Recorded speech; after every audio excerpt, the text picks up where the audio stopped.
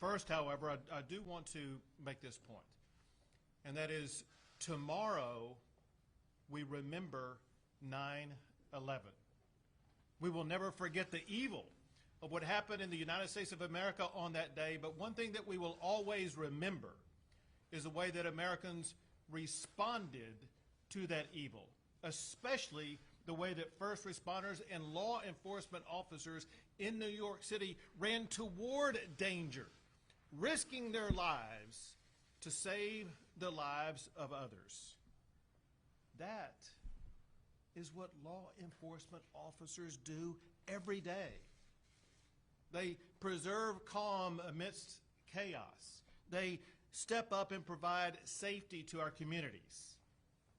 So it is particularly offensive that some cities are disrespecting and even defunding our law enforcement agencies in communities across the state. Cities must prioritize public safety. The last thing they should do is to defund law enforcement.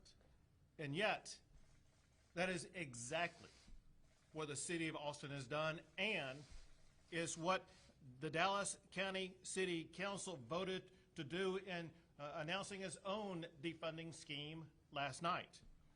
Other cities in Texas may be considering the same thing. We have seen the consequences of defunding and dismantling law enforcement in communities across the entire country. We've seen it in New York, in Chicago, in Portland, in Seattle, and other communities. And it is unacceptable to see the chaos that has been stoked in these communities by the local government's efforts to defund and dismantle law enforcement. It puts residents in danger and invites crimes into communities, and we cannot allow this to happen in Texas. To discourage cities from defunding law enforcement, we announced a legislative proposal last month that would defund cities that defund law enforcement agencies. Today, we are announcing an additional legislative proposal that will make it even more difficult for cities to defund law enforcement. The proposal goes like this.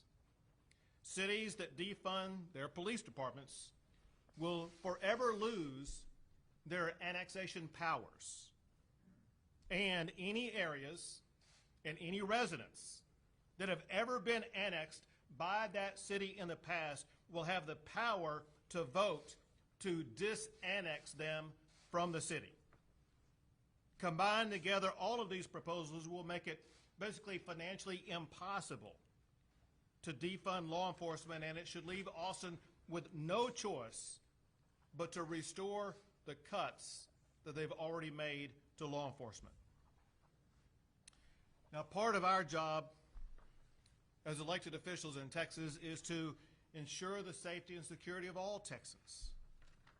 We will not allow that core function to be undermined by cities that defund and dismantle the law enforcement agencies that have a sworn duty to serve and to protect their communities. But we cannot do this alone. We need all Texans and all candidates for public office to join in this cause to keep Texas safe. That is why all of us here today, whether we are elected officials, whether it is law enforcement officers or their spouses, that's why we are signing the Texas Back the Blue Pledge. By signing this pledge, we are united in our efforts to stop cities from defunding their police. Our law enforcement officers have our backs every single day. We need to show them that Texans and their elected leaders have their backs too.